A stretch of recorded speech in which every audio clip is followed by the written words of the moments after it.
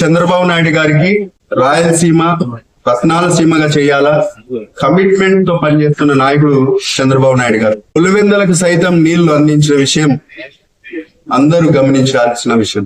పులివెందుల ఎమ్మెల్సీగా ఉన్న సతీష్ రెడ్డి గారు గడ్డం పెంచుకొని పులివెందులకు నీళ్లు తెప్పిస్తేనే నేను గడ్డం తీస్తానని శపథం చేసినట్టు రాయలసీమలోనే పులివెందుల ఉందని ఒక కమిట్మెంట్ తో చంద్రబాబు నాయుడు గారు గట్టికోట నిర్వాసితులకు కాంపెన్సేషన్ ఇస్తూ సతీష్ రెడ్డి గారు మాట నిలబెట్టాలని ఆ రోజు నాయకుడిగా ముఖ్యమంత్రిగా ఆ పులివెందులకు నీళ్ళు అందించడం జరిగింది. కాబట్టి చిత్తశుద్ధి ఎవరికి ఉందో మీరందరూ గమనించాల్సిన విషయం.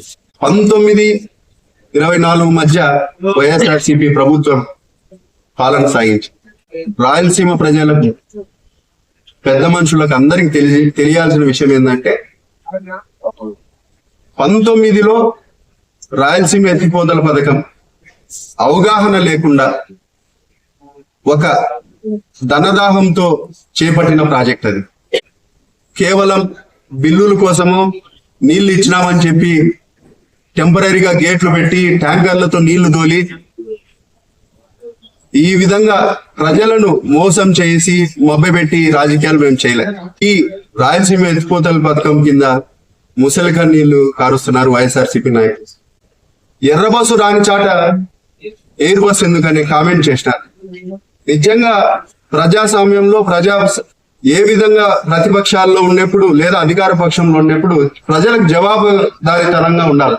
2024 దిగిపోయే ముందు కనీసం 70-80% పనులన్నా చేసినారా?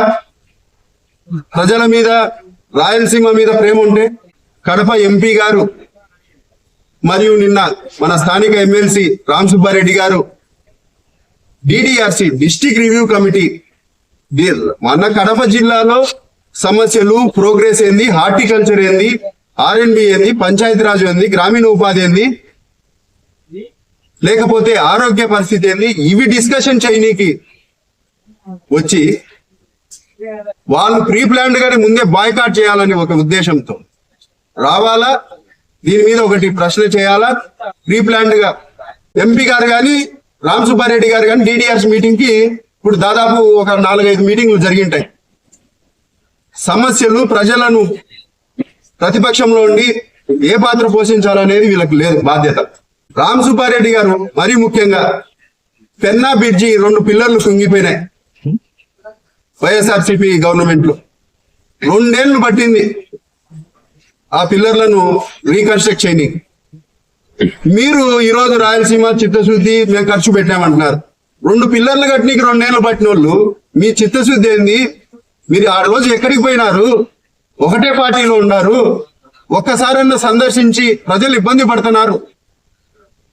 రావాలంటే ముత్తునూరు కొండాపురం నుంచి ఆర్డీఓ ఆఫీసులకు రావాలన్నా డిఎస్పీ ఆఫీసులకు రావాలన్నా, లేదా పొన్నతోట గూడెం చెరువు వీళ్ళందరూ బొమ్మేపల్లె గండికోట వీళ్ళందరూ రావాలంటే డ్యూటీలకు పోవాలంటే రాజీవ్ కాలనీలో చాలా మంది డైలీ లేబర్ ఉపాధి హామీ కోసం లోపలికి మన టౌన్ లోకి వస్తా ఉంటారు. వీళ్ళందరూ ఇబ్బంది పడుతున్నప్పుడు నీకు చిత్తశుద్ధో ఏ విషయం కనపడాలి? ఆ రోజు మీ ప్రభుత్వమే ఉంది. ఈ రోజు పులివెందులకు సైతం నీళ్లు అందించిన వ్యక్తి నారా చంద్రబాబు నాయుడు గారు. దానికి సాక్ష్యము ఈ రోజు సతీష్ రెడ్డి గారి పూర్తిగా క్లీన్ షేవ్ గా ఉండడమే. కృష్ణా నీళ్ళ సాక్షిగా అక్కడ తలనీలాలను గడ్డాన్ని తీసి నా కోరిక నా పులివెందుల ప్రజల కోసం మా నాయకుడు చంద్రబాబు నాయుడు గారు నా పేరు నిలబెట్టాడని చెప్పి ఆ రోజు ఆయన తలనీలాలను గడ్డను తీసేశారు. అందుకే ఈ రోజు సతీష్ రెడ్డి అన్న గారు చాలా క్లీన్ షేవ్ లో కనపడుతున్నారు. ప్రజలకు కూడా తెలియజేస్తున్నారు. ఆలోచన చేయండి. ఇటువంటి నాయకులు మనకు అవసరమా అని కూడా ఈ సందర్భంగా నేను ప్రశ్నిస్తాను. వైఎస్ఆర్సీపీ వాళ్ళు కేవలం పొలిటికల్ మైలేజ్ కోసమే స్టంట్ చేస్తున్నారని కూడా ఈ సందర్భంగా తెలియజేస్తున్నారు.